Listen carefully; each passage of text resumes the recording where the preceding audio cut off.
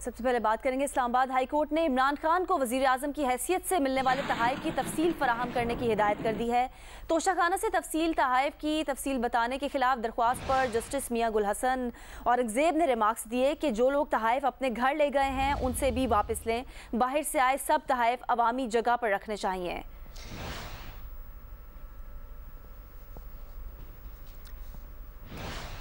नुमाइंदा जियो न्यूज़ अवैस अकबर यूसुफजई हमारे साथ मौजूद हैं, से जानेंगे अवैस क्या रिमार्क्स दिए गए हैं आज। जी देखिए, इस्लामाबाद हाई कोर्ट ने साबिक वजीर आजम इमरान खान को 3 साल के दौरान मिलने वाले तहाइफ की तफसील पाकिस्तान इंफॉर्मेशन कमीशन के ऑर्डर के तहत सहाफ़ी दरखास्त गुजार को फराहम करने का हुक्म दिया है। जस्टिस मियां गुल हसन औरंगजेब ने रिमार्क्स दिए हैं, ये पॉलिसी होनी ही नहीं चाहिए थी कि कुछ फीसद रकम देकर तोहफा घर ले जाएं।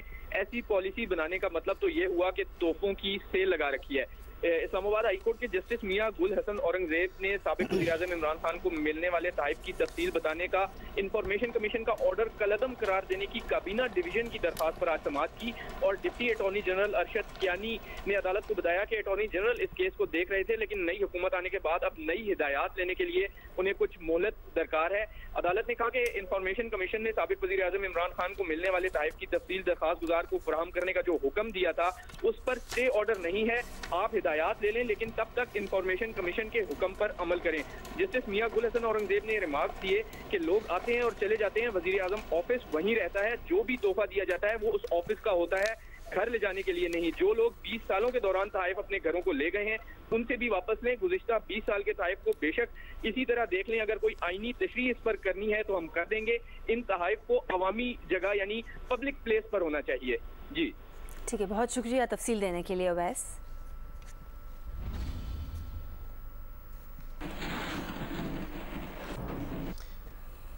हमजा शहबाज की हलफ बर्दारी के लिए दरख्वास्त पर लाहौर हाई कोर्ट ऑफिस का एतराज़ ख़त्म कर दिया गया है। दरख्वास्त में गवर्नर के बजाय सेक्रेटरी टू गवर्नर को फरीक बना दिया गया। हाई कोर्ट ऑफिस ने गवर्नर पंजाब को फरीक बनाने पर एतराज़ आयद किया था।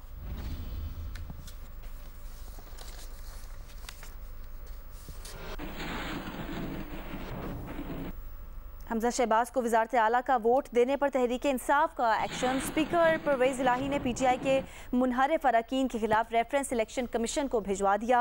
26 मुनहरिफ अरकान के खिलाफ रेफरेंस इलेक्शन कमीशन को भिजवाए गए। रेफरेंस स्पीकर के नुमाइंदे ने इलेक्शन कमीशन को जमा करा दिए।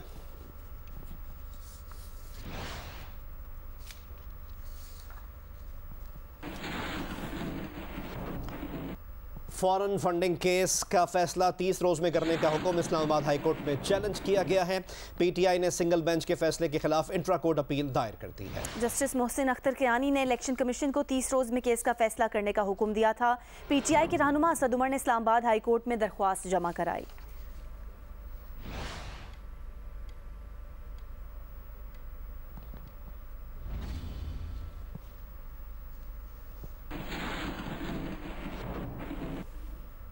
अभी आपको बताएं कि दादू के घोट फैज़ मोहम्मद चांडियों में आतिशज़दगी के बाद लोगों के पास पीने के पानी के बर्तन तक जल चुके हैं। मुतासरा अफराद कहते हैं कि पीने के टैंकर से पानी हासिल करने के लिए भी बर्तन नहीं हैं।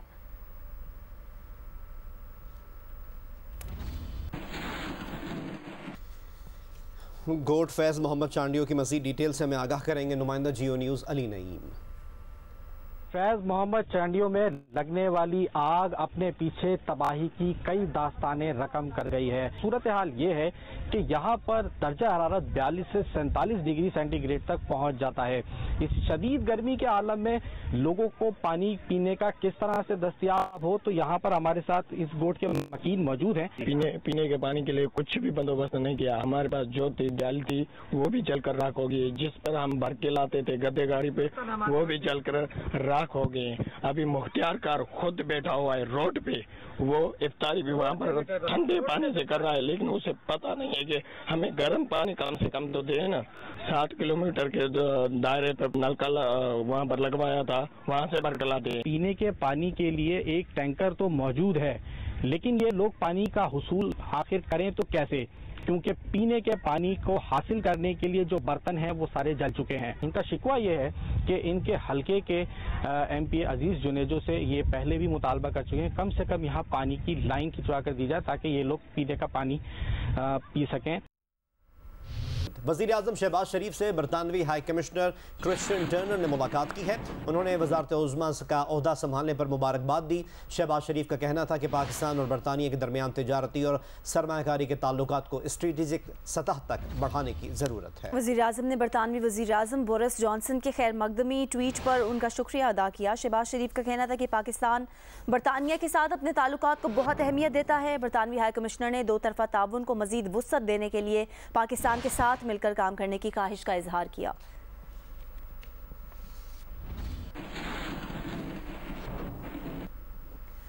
यूटिलिटी स्टोर्स पर चीनी 15 रुपये और आटे का 20 किलो का थैले की कीमत 150 रुपये कम कर दी गई है। कीमतों में कमी का इत्तलाक फौरी तौर पर नाफिजुल अमल है। मजीद हमें रिपोर्ट करेंगी नुमाइंदा जियो न्यूज़ आमना आमिर।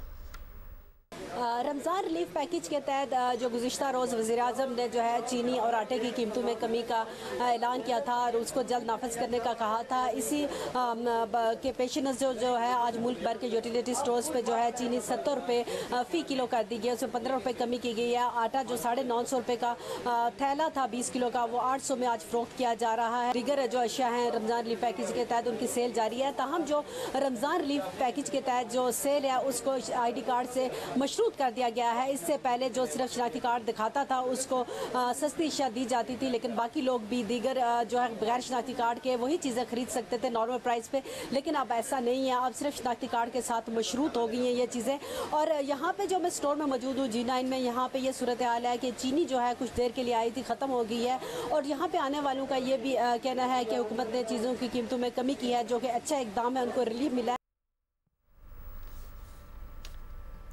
अभी आपको बताएं कि रुपए के मुकाबले में डॉलर की कदर में इजाफे का रुझान जारी है। इंटरबैंक में डॉलर 1.56 रुपये महंगा हुआ है। इंटरबैंक में डॉलर का भाव 186 रुपये है।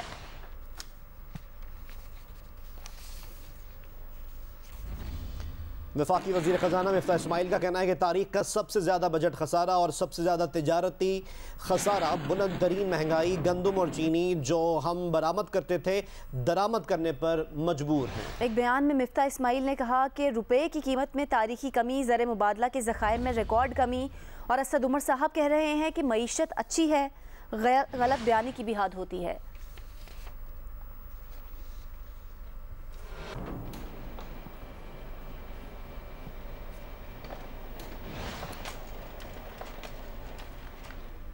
लीग नून की रहनुमा मरियम औरंगजेब का कहना है कि वफाकी काबीना को गुज़िश्ता 4 साल में होने वाली माशी तबाही पर ब्रीफिंग दी जा रही है। मरियम औरंगजेब ने अपने बयान में कहा कि गुज़िश्ता 4 साल में महंगाई, बेरोज़गारी, कर्ज और खसारे में इजाफा हुआ, GDP की शरह में कमी हुई। उन्होंने कहा कि इमरान खान का दौर करप्शन की नज़र हो गया, ये है नए पाकिस्तान की हकीकत।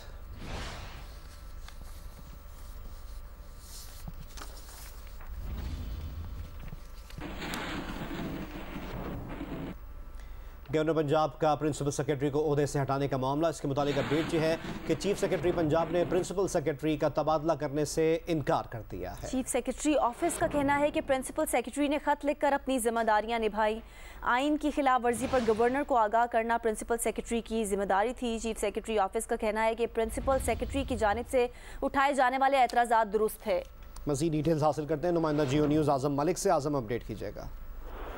जी बिल्कुल, गवर्नर पंजाब के प्रिंसिपल सेक्रेटरी को ओहदे से हटाने के मामले के ऊपर चीफ सेक्रेटरी पंजाब ने प्रिंसिपल सेक्रेटरी का तबादला करने से इनकार कर दिया है। प्रिंसिपल सेक्रेटरी ने जो खत लिखा अपनी जिम्मेदारी निभाई, ये कहना था चीफ सेक्रेटरी ऑफिस का।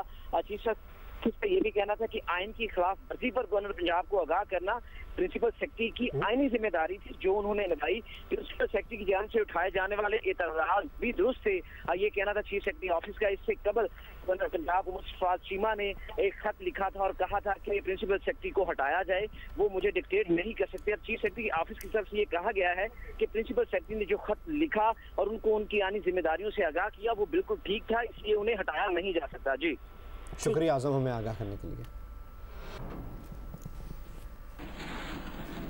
इससे मुतालिक आपको अपडेट करें। पाकिस्तान में एंटीबायोटिक्स के इस्तेमाल में गैर मामूली इजाफा हुआ है।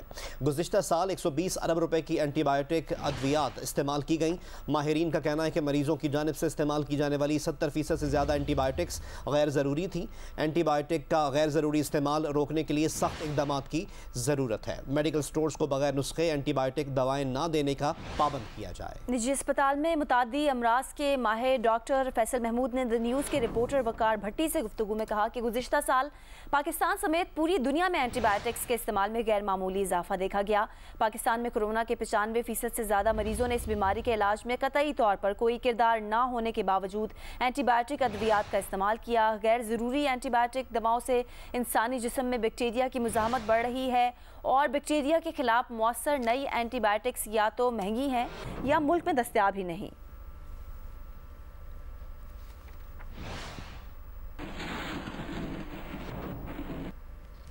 इंसानी हुकूक कमीशन ऑफ पाकिस्तान ने मुतनाज़े PMDA का क़याम मुअत्तल करने और हुकूमत की जानिब से परेशान कुन डिजिटल मीडिया विंग पर पाबंदी लगाने का खैर मकदम किया है। इंसानी हुकूक कमीशन ऑफ पाकिस्तान के एलामिये में कहा गया है कि पैका एक्ट पर नज़रसानी का हुकूमती इक़दाम खुशाइंद है।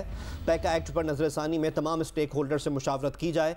पैका एक्ट में इजहार आज़ादी राय की तहफ़्फ़ुज़ और फ़रोग़ को मुक़द्दम रखा जाए। पैका एक्ट के तहत मालूमात के हक़ और इख्तिलाफ़ राय के हक़ को अहमियत दी जाए।